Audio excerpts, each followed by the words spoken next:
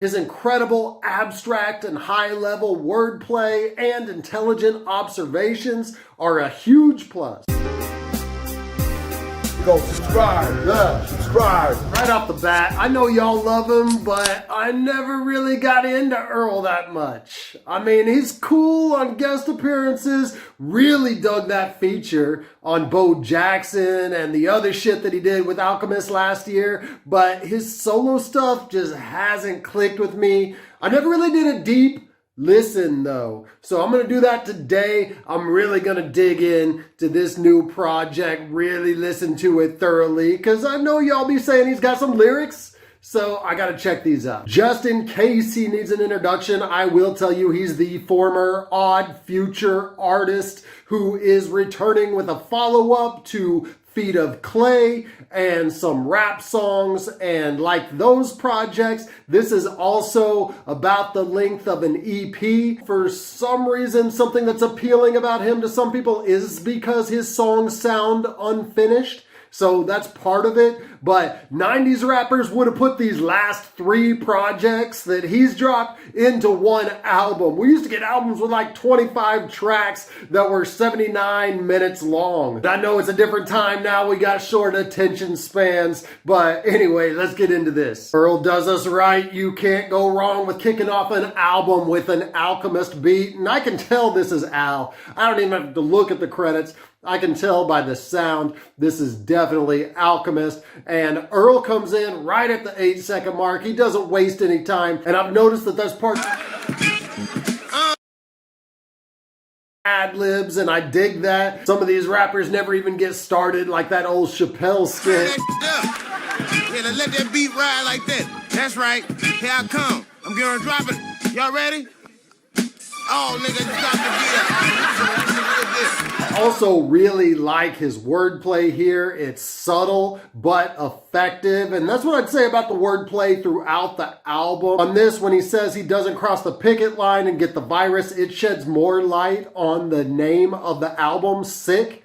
Definitely in reference to COVID, especially as he talks about getting cabin fever a little later on the track. Also, very notable line on the Mad Hatter's Cappin' line. That's one of those metaphors that you think that somebody else would have picked up by now, but I haven't heard it. I haven't heard anybody else say it, so it was right there, and Earl was the one created it enough to pull that out and put it on a project. Then I want to point out these lines too. He says, "Couple came, couple went still, and what remains of the wolves, nil." The title of the song being Old Friends, that's what he's referencing here. And this has to be a shot at Tyler. Again, I'm not too familiar with the history of Odd Future, in particular Earl Sweatshirt's feelings about Tyler, the Creator. But I do know that Tyler has an album called Wolf. This song is titled Old Friends. It's gotta be a shot. I mean, correct me if I'm wrong in the comments, but he's calling him out. 2010, again, this dude doesn't waste any time to feel the beat. He just jumps right in,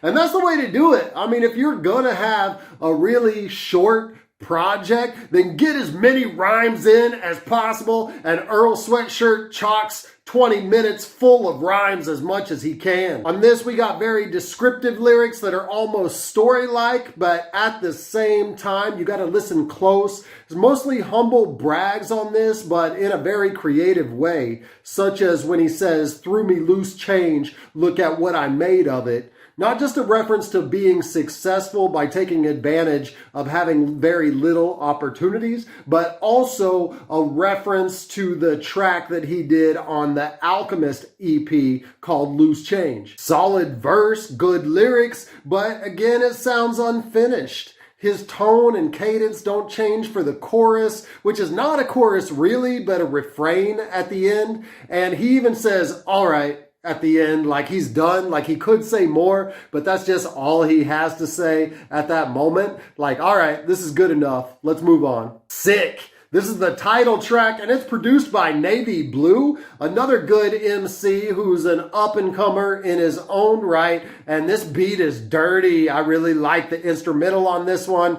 Earl, about the title, says it all. Can't go outside no more 'cause people sick. But Earl didn't really want to go outside anyway, I gather from his previous album title, and there have been some positives to this pandemic for introverts. And he's got Fela Kuti at the end. Do your homework on Fela. He's probably the most mentioned non-rap artist in rap, right next to Bob Marley, of course. Vision, this is the second track of several produced by Black Noise, and this is an abstract instrumental and features Zelooperz, who actually gets about 75% of this track, and his style here is a huge change up from Earl's. Nice flow and choruses and refrains from him, especially toward the end of his part when he says, "Get high with me, no Visine, just see what my eyes see." Earl, though, has some questionable lyrics about a syringe, which could be about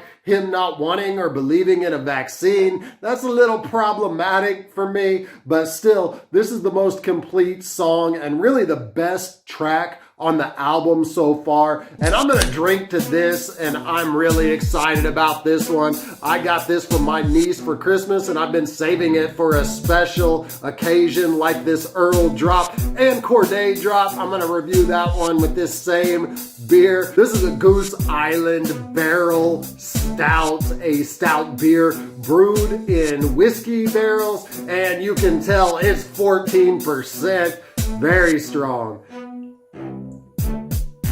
Taboolarasa, now he's speaking my language. He's featuring Armand Hammer on here, and he had a great feature on their album as well. And I guessed that this was an Alchemist beat too. Alchemist produced Armand Hammer's last project in full, but it's actually a beat by Theraveda and some other dude that I can't pronounce his name. Speaking of the title of this, tabula rasa is the theory that individuals are born without built-in mental capabilities, and therefore all knowledge comes from experience or perception. Very cool title and fitting for Billy Woods. And Billy Woods on here, man, he is one of the most unique artists today, where you got to keep Google, and not only Google, but like reference books handy to really understand what he's talking about. You got to study, you got to do your research, but at the same time, he has this surface level, kind of weird comedy, and I'm cracking up at the end of the song. I can see what he's talking about, where this girl passed out on him and he had to eat all the chicken that he was cooking for them together. He says,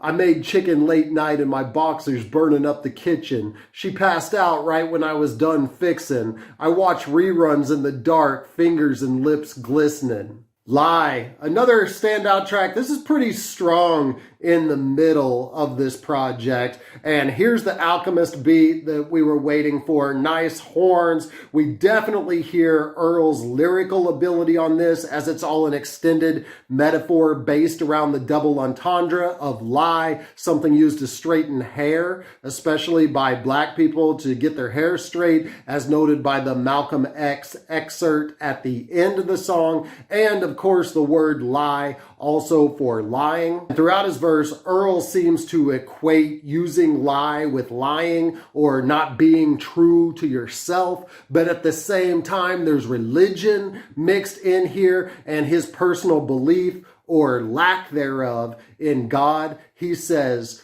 "Calling out for Lord, looking high and low, finally found it at the core of my dimming fire. What's a little lie? What's a little lie?" Take that how you will. It's cryptic, but I think he's saying the higher power in the traditional sense is a lie, and the real God is being himself to the core and finding God within himself. Speaking of God, God Laughs is another track. Different flow here and lots of reverb, makes him sound like he's spitting from an underground echo chamber in a good way, and really one of his best flows on the project, and good lyrics here too. He says, "These days I'm mindful of what I embrace, operating on an empty tank, spank me. Fumes fueling a flame, my grandfather spoke 13 languages, somehow never had nothing to say." Probably some of his best bars on the project right there. Titanic, the song's called Titanic, but he's referencing some rap titans. See if you catch them all. We got Tupac, Ghostface, Alchemist, and Daniel Dumile, MF Doom. And don't miss all the Titanic references also, like iceberg, capsize, and drained. It all ties in together. Fire in the Hole. Nice instrumental on this with some acoustic guitar riffs. Very fitting for Earl to close it out. And it switches at the end of his verse to some piano that is a nice bow at the end of the album as that piano fades out. I got some mixed feelings on this. Much of what Earl does, I really like. Not wasting time with a lot of fluff, a lot of ad-libs or choruses, that's a plus. His ear for beats, that's a plus. His incredible abstract and high-level wordplay and intelligent observations are a huge plus. But why can't we have all that and for him to make complete songs too?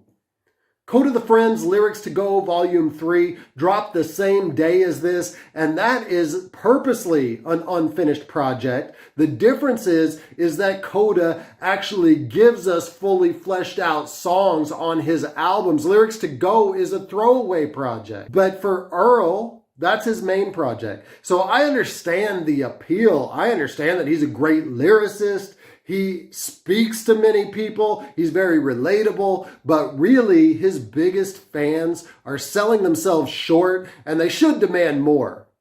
What may be a quirk or a selling point to you feels like laziness from a good artist to me. And because of that, I'm going to give this a 6 out of a 12 pack, so you can burn me up in the comments for that. But I will say, if these were all complete songs, if he had a couple verses, maybe some choruses on these, and it didn't just feel like he was doing it half-heartedly, I could see this being an 8 or a 9, maybe more. As of right now, it's a 6. I'm sorry, that's what it is.